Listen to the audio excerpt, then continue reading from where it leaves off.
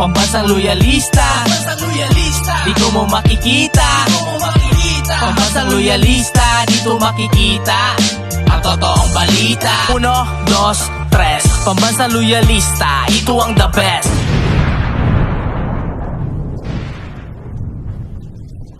Masayang araw po, mga ka-PL. Maiba naman po tayo. Pag-usapan naman po natin ngayon etong mainit na pinag-uusapan sa social media, etong Gilas Pilipinas at si Coach Chot na sigaw ng ating mga kababayan, palitan na daw po si Coach Chot.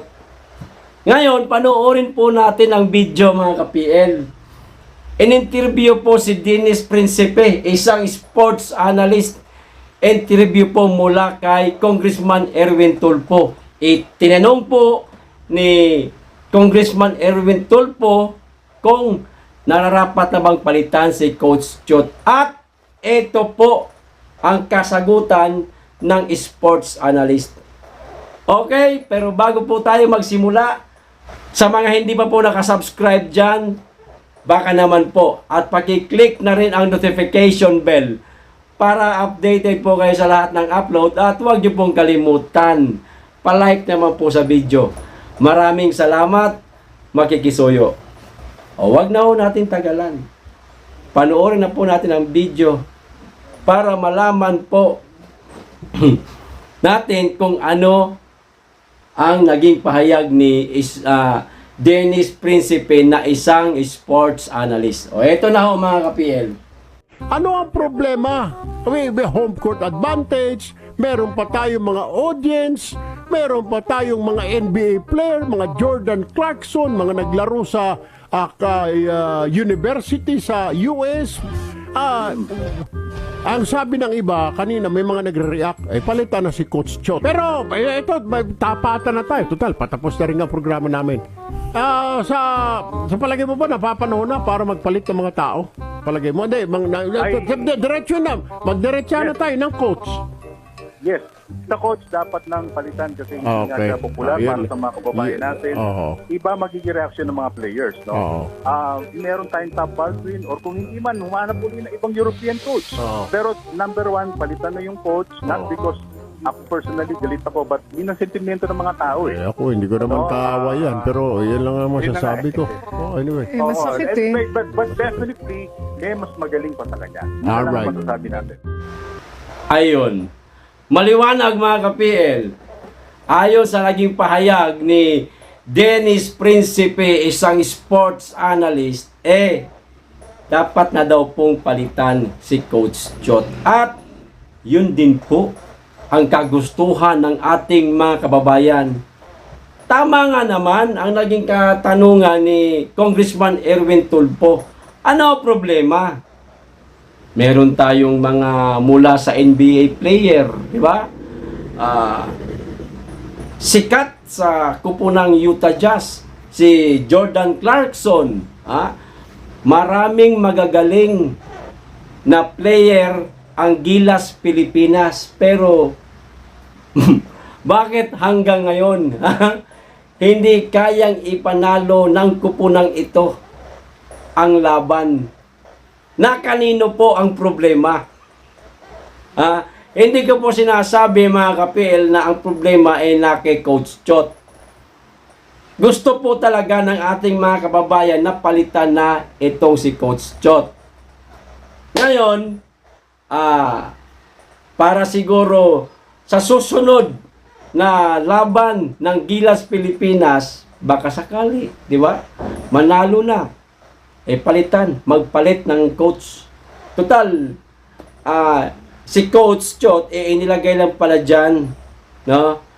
Merong pumili sa kanya para hawakan itong kupunan ng Gilas Pilipinas. Bakit hindi ulit maghanap ng ibang coach na baka mas magaling pa kay Coach Chot? At nang sa ganon, hindi na tuluyang masaktan ang ating mga kababayan. Lagi na lang nasasaktan pagkapasok ng mga player ng Gilas, umaasa, kahit man ako, umaasa na sana manalo naman sa laban na ito. Tapos kalagitnaan ng laban, tambak. Nakakawalang gana ho manood.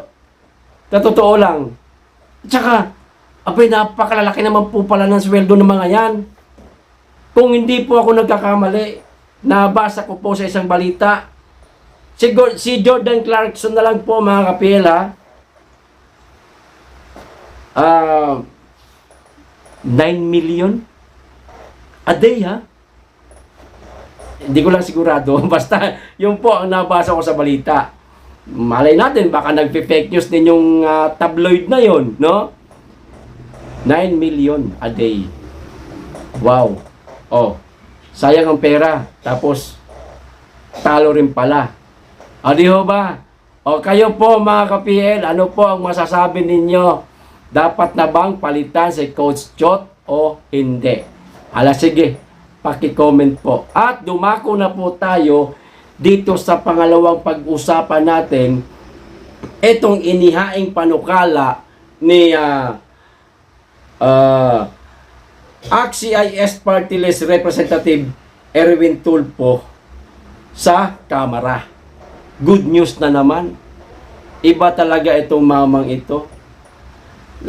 Talagang nandoon yung sigasig niya, yung puso niya, yung dedikasyon niya na makatulong sa ating mga kababayan.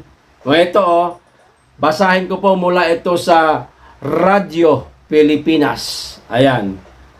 Panukala para tuluyang ibasura ang oil deregulation law at itatag ang budget ng bayan para sa murang petrolyo. Inihain sa Kamara. Ito pa. Inihain ng ilang mambabata sa Kamara sa pangunguna ni Deputy Minority Leader at ACT-CIS Party List Representative Erwin Tulfo ang House Bill 8898. Ito na. Layo nitong tuluyang ibasura ang Downstream Oil Industry Deregulation Act at ibalik. Ulitin ko. At ibalik sa gobyerno ang price control para sa fuel pump prices. Yun naman pala eh. 'Di ba? Kaya naman palang ibalik eh. Mga ka-PL.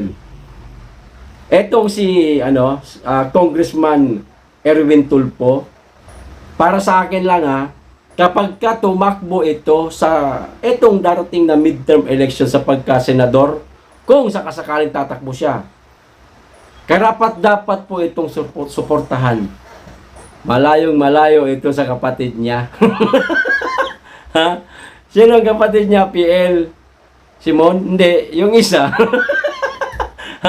Magaling itong mamang ito, mga ka-PL. Hindi ko po siya kinakampanya, pero nakitaan ko lang kasi talaga siya ng husay sa pagtrabaho ho. Kahit noong nasa DSWD pa lamang siya, kalihim pa lamang siya, doon pa lang napahanga na po niya ang marami nating mga kababayan. Kung napakaganda ho ng layunin niya para sa ating bayan, bakit hindi po natin suportahan? Di ho ba? Ito pa. Sa isang privilege speech ay una nang sinabi ni Tulfo na nalinlang, kita nyo na, ng naturang batas ang taong bayan sa paniniwalang mapapababaan ang presyo ng produktong petrolyo ng mga kumpanya ng langis kapag hindi na gobyerno ang nagpepresyo. Yun. Sa pag-aakala nating lahat ng ating mga kababayang tsuper, baka pag hindi na gobyerno ang